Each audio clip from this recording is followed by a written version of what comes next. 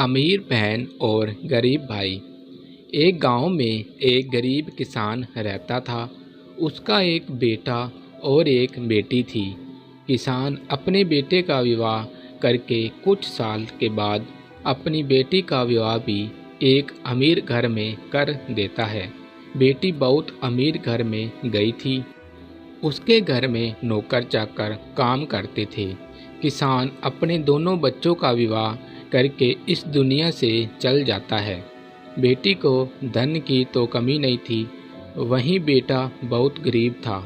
किसी तरह खेती मेहनत मजदूरी करके अपने परिवार का पालन पोषण करता था। उसकी पत्नी भगवान भोलेनाथ शिव की बहुत बड़ी भगत थी। गरीब होने के बाद भी वह भगवान से कोई शिकायत नहीं करती थी। वह थोड़े में ही गुजारा कर लेती और अपने परिवार के साथ खुशी से रहती थी।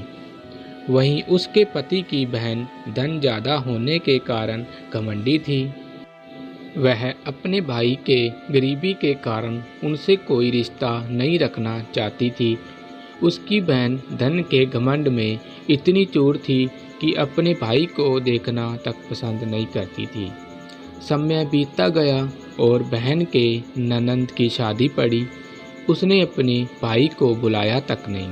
किसी तरह उसके भाई को पता चला और वह बिना बुलाए ही अपनी बहन के घर शादी में चला जाता है। बहन उसको देखते ही अपने नौकरों से कहकर घर से बाहर ही लौटा देती है। भाई भूखा प्यासा रोते हुए जा रहा था, तभी रास्ते में उसको एक बूढ़ी माँ मिलती है। उन्होंने उस भाई से पूछा, बेटा क्यों रो रहे हो? इतने में वह अपनी सारी दुखदाई कहानी बताता है। बूढ़ी माता ने उसे समझाकर चुप होने को कहती है। बूढ़ी माता जी गरीब किसान के बेटा से कहती है कि यहीं पास में मेरा बगीचा है, चलो कुछ खा के आराम कर लो। दोनों बगीचे में जाके खरबूज खाते हैं। फिर बूढ़ी माता ने एक थैले में खरबूज और कुछ खाने पीने का सामान रख के उसे वहाँ से घर भेजती है। घर पहुँचने के बाद बच्चे सब अपने पिता के आगे पीछे घूमते हैं। उसकी पत्नी अंदर से पानी लेकर आती है और तुरंत थैला हाथ से लेकर देखने लगती है कि मेरी ननंद क्या दी है। बेचारा भाई वहाँ से चला जाता है।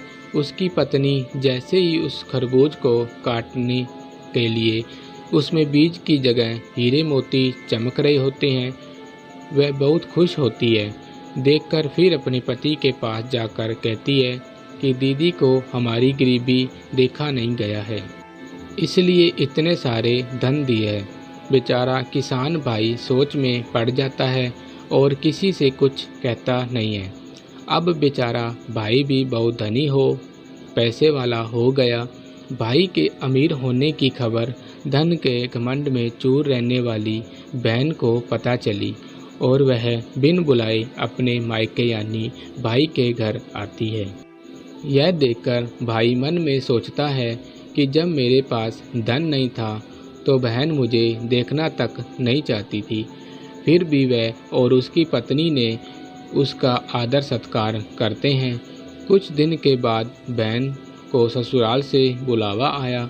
उसके भाई और भाभी अच्छे कपड़े, मिठाई, कुछ उपहार देकर विदा किया।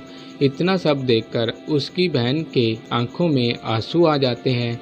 उसको समझ आ जाता है कि धन ही सब कुछ नहीं है, अच्छा स्वभाव और दिल का बड़ा भी होना चाहिए।